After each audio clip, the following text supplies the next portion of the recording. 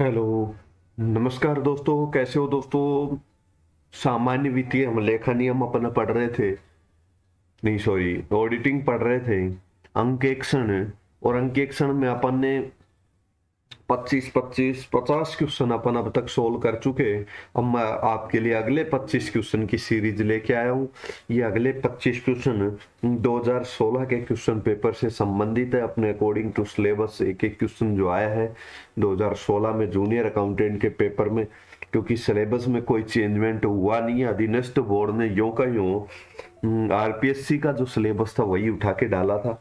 तो दोस्तों अंकेक्षण के संबंध में अपन 25 क्वेश्चन देखते हैं। वो दोस्तों मैं आपको बता रहा हूँ, एक हैबिट है अधीनस्थ बोर्ड की, एक हैबिट है अधीनस्थ board previous year question papers को उठा के यो पूछता है आपसे।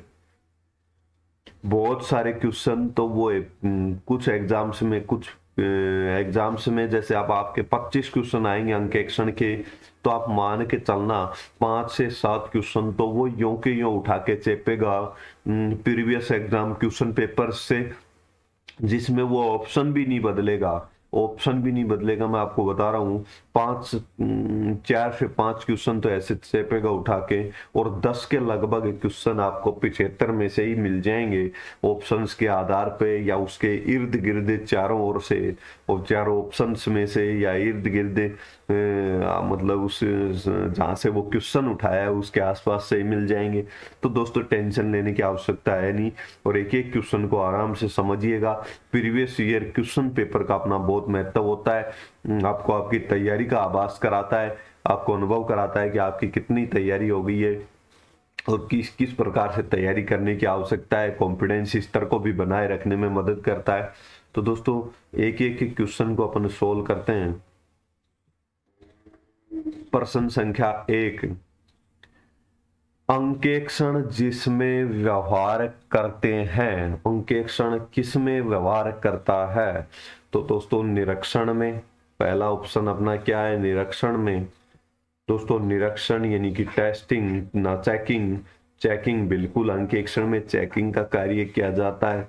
सत्यापन दोस्तों वेरिफिकेशन, अंकेक्षण में दूसरे टॉपिक अपन ने जो पढ़ा था वेरिफिकेशन भी किया जाता है। लेखों की जांच करने के संबंध में बिल्कुल लेखों की भी जांच की जाती है। तो अंकेक्षण में ये समस्त कार्य किए जाते हैं। तो अंकेक्षण में समस्त कार्य किए जाते हैं, तो ऑप्शन संख्या 4 आपका बिल्कुल सही उत्तर होगा।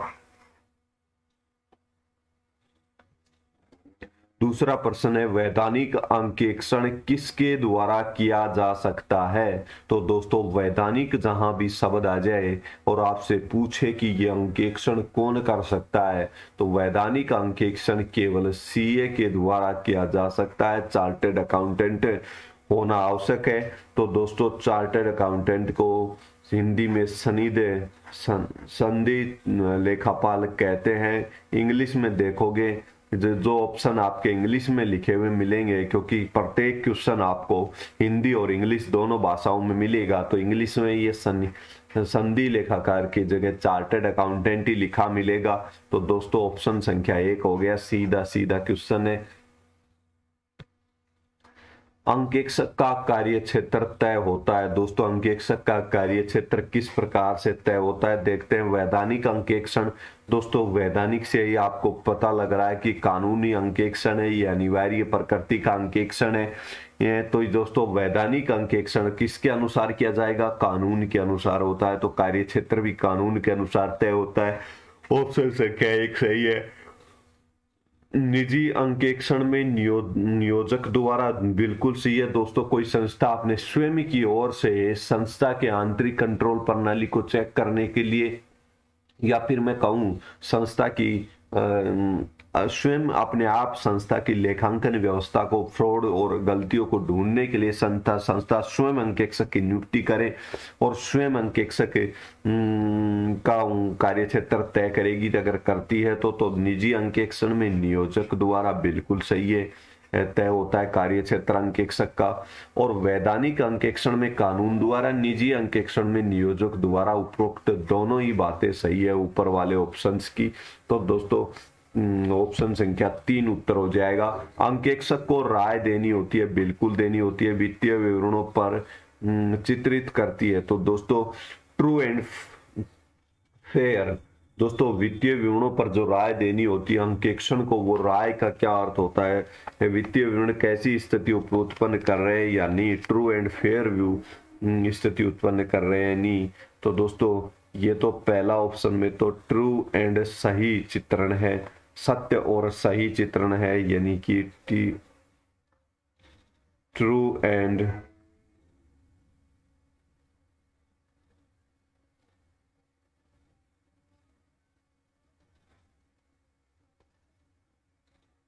करेक्ट। दोस्तों ट्रू एंड करेक्ट शब्द है इसमें तो, और सत्य और उचित चित्रण, सत्य और उचित चित्रण इसमें दोस्तों ट्रू एंड फेयर। तो दोस्तों जहां पे अपना ट्रू एंड फेयर स्थिति उत्पन्न कर रहे हैं वो ऑप्शन होगा तो सत्य एवं उचित विवरण प्रस्तुत करने वाला, सत्य एवं उचित चित्रण प्रस्तुत करने वाला होना चाहिए वित्तीय विवरण। अंकेक्षक राय देता है कि वित्तीय विवरण ट्रू एंड फेयर स्थिति उत्पन्न कर रहे हैं या नहीं कर रहे हैं, इसमें करेक्ट शब्द वाला ऑप्शन नहीं होगा दोस्तों, कभी भी याद रखना। ट्रू एंड फेयर हो, इंग्लिश में लिखा हुआ true and fair, true and fair, या सत्य और उचित हो, हिंदी में वही ऑप्शन सही होगा।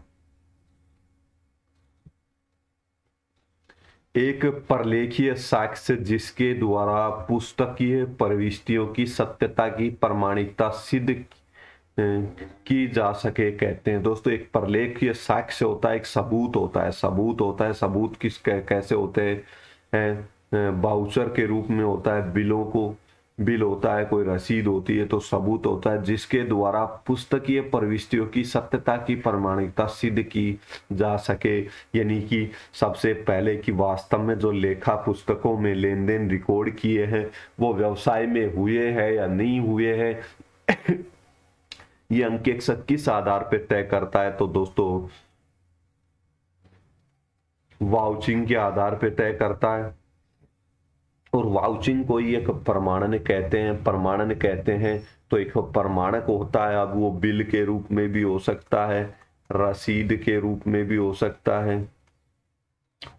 वो पर्ची के रूप में भी हो सकता है दोस्तों, को इस प्रकार से बीजक के रूप में भी हो सकता है,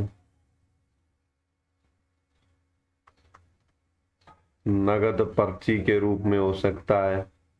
तो दोस्तों इस प्रकार से प्रमाणक क्या करता है, एक प्रलेखीय साक्ष्य होता है जिसके आधार पर लेखा किया जाता है। दोस्तों प्रत्येक लेन देन जो रिकॉर्ड किया जाता है व्यवसाय में वो हुआ है तो उसके सबूत के आधार पर रिकॉर्ड किया जाता है, उसकी कोई ना कोई रसीद होगी, बिल होगी, पर्ची होगी, तो उसी को अपन क्या कहते हैं, प्रमाणक कहते हैं, वाउचिंग करना वाउचर कहते हैं। तो प्रमाणक वाला ऑप्शन हो जाएगा इसमें। दोस्तों ये क्वेश्चन संख्या 6 ये डिलीट हो गया, ये डिलीट हो गया, इसके और एक से अधिक ऑप्शंस में गड़बड़ है। अब दोस्तों ये देखेंगे निम्नलिखित में से कौन सा असत्य सही नहीं है, कथन दे रखे हैं, इन कथनों में से कौन सा कथन असत्य है। वित्तीय विवरण पत्रों की विश्वसनीयता के विषय में अंकेक्षक अपनी राय से स्वामियों को विश्वास दिलाते हैं, बिल्कुल सही है दोस्तों, क्योंकि दोस्तों वित्तीय विवरणों की विश्वसनीयता किस आधार पर होती है दोस्तों, ऑडिट किए हुए लेखों पर विश्वास करते हैं सब लोग कि सीए द्वारा अंकेक्षण किया हुआ है, वास्तव में सही जानकारियां हैं इसमें। दूसरा व्यवसायिक, दूसरा अंकेक्षित वित्तीय विवरणों पर बैंक अधिक विश्वास करते हैं, बिल्कुल सही है, ऑडिटेड अकाउंट्स पर ही बैंक विश्वास करेगा। तीसरा वित्तीय अंकेक्षण की आवश्यकता उत्पन्न इसलिए होती है क्योंकि कंपनी का नियंत्रण कंपनी के प्रबंधकों के हाथों में होता है, बिल्कुल सही है दोस्तों। सीए के द्वारा वित्तीय अंकेक्षण क्यों करवाया जाता है, क्योंकि दोस्तों मालिक तो होते हैं कंपनी के सदस्य, मालिक तो क्या होते हैं, सभी सदस्य होते हैं, और दोस्तों चलाते कौन है कंपनी को, सदस्य कौन होते हैं, शेयर धारक होते हैं कंपनी में, जिन्होंने शेयर खरीद रखे हैं, वास्तव में स्वामी तो कंपनी के वो होते हैं, सभी शेयर धारक मिलकर के कंपनी के मालिक होते हैं, लेकिन कंपनी का संचालन कौन करता है दोस्तों, प्रबंधक करते हैं। तो दोस्तों प्रबंधकों द्वारा संचालन किया जाता है। कर्मचारियों पर नियंत्रण, नियंत्रण भी इसका होता है, प्रबंधन का होता है। तो दोस्तों ये प्रबंधकों मिलके या नीचे के कर्मचारी फ्रॉड कर सकते हैं, इसलिए ये वित्तीय विवरणों का सीए द्वारा अंकेक्षण करवाया जाता है, जांच पड़ताल करवाई जाती है कि वास्तव में कार्य सही हो रहा है। और वो रिपोर्ट कहाँ पे, शेयर होल्डर्स के पास annual general meeting, annual AGM में रखी जाती है, एनुअल जर्नल मीटिंग में रखी जाती है। तो दोस्तों ये ऑप्शन भी सही है आपका। तो दोस्तों क्वेश्चन संख्या 7 में ऑप्शन संख्या 3 पढ़ते हैं अपन। व्यावसायिक लेनदार वित्तीय अंकेक्षण पर विश्वास नहीं करते। दोस्तों ऑडिटेड चार्टेड अकाउंटेंट द्वारा अंकेक्षित किए हुए लेखों पर विश्वास नहीं करेगा, तो किस पे करेगा? तो ये बात गलत है, इस पे विश्वास नहीं करते। तो ये ऑप्शन होगा, है सत्य ही पूछा है अपने से, तो ऑप्शन संख्या 3 होगा इसका उत्तर। वैधानिक अंकेक्षक द्वारा यदि आंतरिक अंकेक्षकों पर विश्वास किया जाए तो प्रतिवेदन में अगर अशुद्धियां होगी तो जिम्मेवार कौन होगा?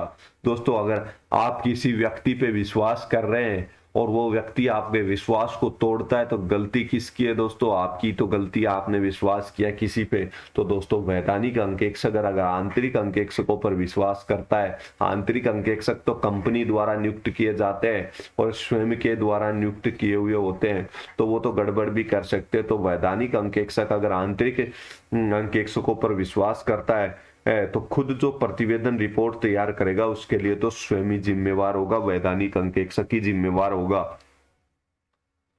अब दोस्तों 5, तो दोस्तों क्वेश्चन संख्या 9, कंपनी अधिनियम 2013 की धारा में अंकेक्षकों के अधिकार और कर्तव्य अपन पढ़ के आए थे। ये अंकेक्षकों के अधिकार और कर्तव्य किसमें दे रखे हैं? धारा 143 के अंतर्गत। धारा 143 में कंपनी के अंकेक्षकों के अधिकार और कर्तव्य दे रखे हैं, अपन ने स्पष्ट शब्दों में पढ़ के आए। कंपनी अधिनियम 2013 की किस धारा के तहत एक अंकेक्षक की नियुक्ति पुनर्नियुक्ति महालेखाकार द्वारा की जाती है? दोस्तों कैग किसकी नियुक्ति करता है? दोस्तों नियुक्ति, अंकेक्षक की नियुक्ति के संबंध में कौन सी धारा है? सबसे पहले तो ये याद होना चाहिए। तो दोस्तों अंकेक्षकों की नियुक्ति के संबंध में जो धारा है वो 139 है। ये भी अपन पढ़ के आए यो का यो। प्रत्येक अंकेक्षक को कंपनी अधिनियम 2013 की धारा के अंकेक्षण दोस्तों ऑडिटिंग स्टैंडर्ड एएस की पालना, स्टैंडर्ड ऑफ ऑडिटिंग, दोस्तों स्टैंडर्ड ऑफ ऑडिटिंग ऐसा लगते हैं दोस्तों, स्टैंडर्ड ऑफ ऑडिटिंग की पालना देखनी होती है। तो पालना सुनिश्चित किसके तहत की जाती है? तो दोस्तों इसमें 143 सब सेक्शन 9 के अंदर अपन ने लिखा हुआ है, पॉइंट देखना आप नोट्स में। तो ये भी बिल्कुल सही है ऑप्शन इसका। प्रत्येक वैधानिक अंकेक्षक का अंतिम उत्पाद होता है। दोस्तों ऑडिटर का अंतिम कार्य क्या होता है? अंकेक्षक का अंतिम कार्य क्या? रिपोर्ट तैयार करना होगा, और रिपोर्ट को प्रतिवेदन भी कहते हैं। तो दोस्तों देखना नोटबुक बिल्कुल नहीं है, ये अंतिम कार्य नहीं है अंकेक्षक का। दूसरा अंकेक्षक के कार्यकारी प्रपत्र यानी कि ऑडिट वर्किंग पेपर्स, ये अंतिम कार्य नहीं है, ये अंकेक्षण करने के लिए मदद करते हैं, काम आते हैं। अंकेक्षक द्वारा जांच किया जाने वाले दस्तावेज भी नहीं है दोस्तों, अंकेक्षक प्रतिवेदन इसका उत्तर हो जाएगा। अंकेक्षण कार्यक्रम का दोष क्या होता है? दोस्तों नए क्षेत्रों की उपेक्षा। अंकेक्षण कार्यक्रम एक बार तैयार कर लिया गया और उसके बाद में अगर कोई चेंजमेंट हुआ, कोई नए क्षेत्र में जांच करने की आवश्यकता हुई, यंत्रीबद्ध कार्य हो जाता है। बिल्कुल सही है ये, तो एक ऑप्शन तो ये हो गया, दोष है ये। दूसरा नए क्षेत्रों की उपेक्षा, बिल्कुल सही है, कार्यक्रम तैयार हो गया और कोई नए क्षेत्र का उपेक्षा होती है, क्योंकि जो अधीनस्थ कर्मचारी हैं वो तो उनको जो कार्यक्रम सौंपा गया उसी के अनुसार कार्य करेंगे। कठोरता, अंकेक्षण कार्यक्रम में अगर कठोरता है तो वो भी उसका क्या है? दोष है। उपरोक्त सभी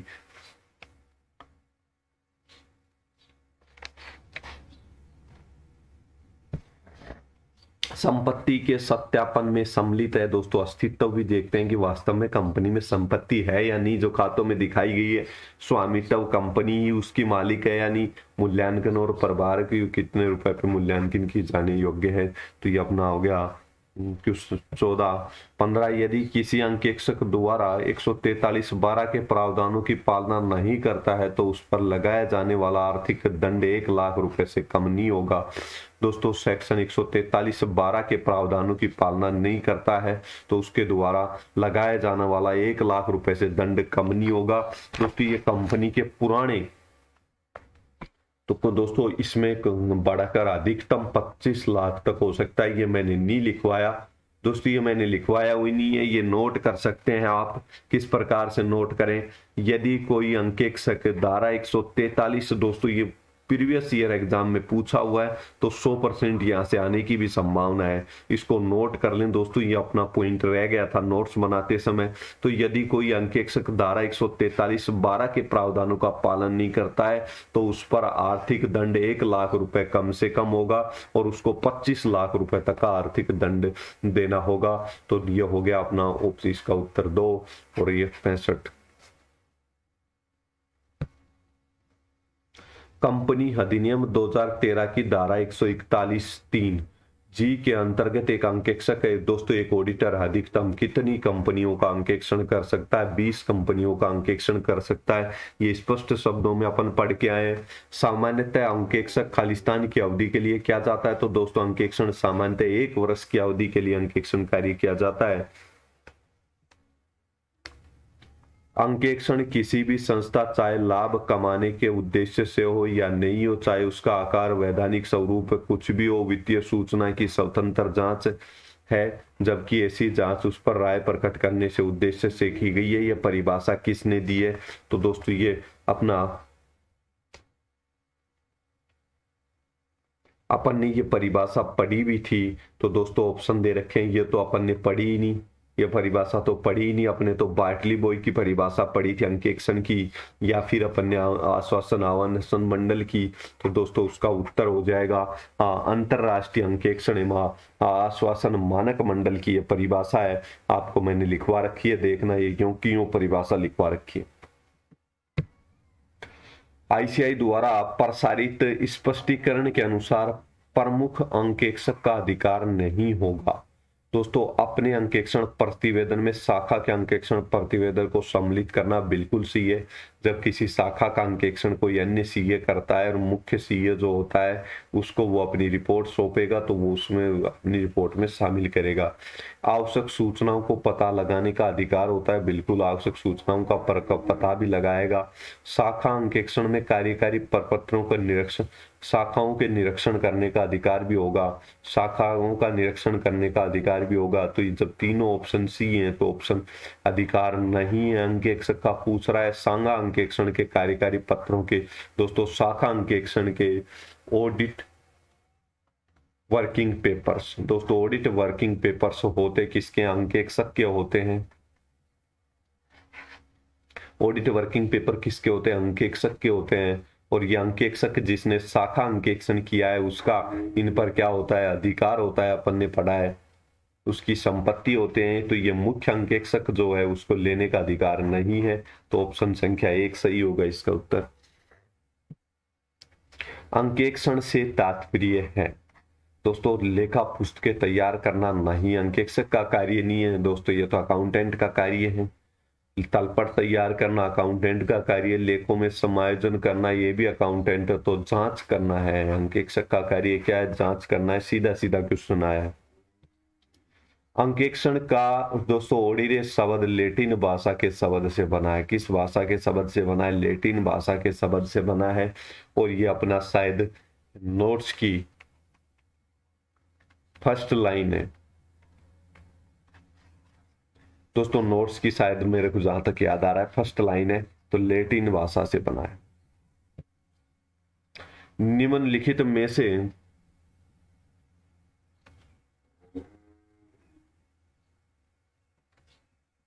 निम्नलिखित में से एक अंकेक्षक का लाभ नहीं है। लाभ नहीं है, क्या लाभ नहीं है? संतुष्टि प्रदान करता है स्वामियों को, और यह ऋण लेने में सहायक होता है, बिल्कुल सही है। यह अशुद्धियों कपट को खोज करता है, अंकेक्षण बिल्कुल सही है। तो दोस्तों ऑप्शन ए की बचा। यह लागत भार को न्यूनतम करता है, ऐसा नहीं है, अंकेक्षण कार्य से लागत कम नहीं होती। एक वैधानिक अंकेक्षक को किसी भी समय जांच पड़ताल का अधिकार होता है। दोस्तों वैधानिक अंकेक्षण जांच पड़ताल, कंपनी के लेखा पुस्तकों की जांच पड़ताल कर सकता है, कंपनी की लेखा पुस्तकों पर लेखों की, कंपनी की लेखा पुस्तकों पर लेखों तो दोनों ले लिया अपन ने, तो ये दोनों आ गए। और प्रमाणकों को बिल्कुल सही है, सभी की जांच कर सकता है। तो दोस्तों अपन पढ़ के आए, लेखा पुस्तकों की जांच नहीं करेगा तो अंकेक्षण कार्य कैसे करेगा, परलेखों की जांच नहीं करेगा तो कार्य कैसे करेगा, प्रमाणकों से अगर इनका जर्नल में जो एंट्री की गई है उनकी वाउचिंग की प्रक्रिया अंकेक्षण का भाग है और वाउचिंग प्रमाणकों के आधार पर होती है, तो ये भी नहीं करेगा तो अंकेक्षण कार्य कैसे होगा। क्या प्रबंधक द्वारा वैधानिक अंकेक्षण के कार्यक्षेत्र को सीमित किया जा सकता है। दोस्तों वैधानिक अंकेक्षण के कार्यक्षेत्र को प्रबंधकों को सीमित करने का कोई अधिकार नहीं है, किसी कुछ स्थितियों में भी नहीं, किसी भी स्थिति में नहीं, सीमित नहीं कर सकता, नहीं नहीं नहीं, सीमित करने का कोई अधिकार नहीं होता है। तो दोस्तों ये हो गया अपने 24 क्वेश्चन। और ये लास्ट 25वां क्वेश्चन, चालू अंकेक्षण के संदर्भ में निम्नलिखित में से कौन सा कथन सही नहीं है। चालू अंकेक्षण दोस्तों कंटिन्यूस ऑडिट के संबंध में कौन सा कथन सही नहीं है। यह बहुत खर्चीला होता है, बिल्कुल सही है। यह नियमित अंतराल में आयोजित होता है, बिल्कुल सही है। यह प्रतिदिन आधार पर क्रियान्वित होता है। यह संस्था में अच्छी आंतरिक नियंत्रण प्रणाली विद्यमान हो तब इसकी आवश्यकता होती है, ऐसा नहीं है। आंतरिक चालू अंकेक्षण, अंकेक्षण कार्य जब कोई संस्था में लेन देन बहुत अधिक है और उनको अल्प समय में चेक करना मुश्किल हो जाए, जिनके लेन देनों को वर्ष भर चेक करेंगे, इतने अधिक लेन देन है कि वर्ष भर चेक करेंगे तब जाके उसका अंकेक्षण कार्य समय पर पूरा हो पाएगा, तब चालू अंकेक्षण किया जाता है। ऑप्शन संख्या 3 इसका उत्तर हो जाएगा। तो दोस्तों ये आज अपन ने 25 क्वेश्चन सोल्व किए 2016 वाले क्वेश्चन पेपर के।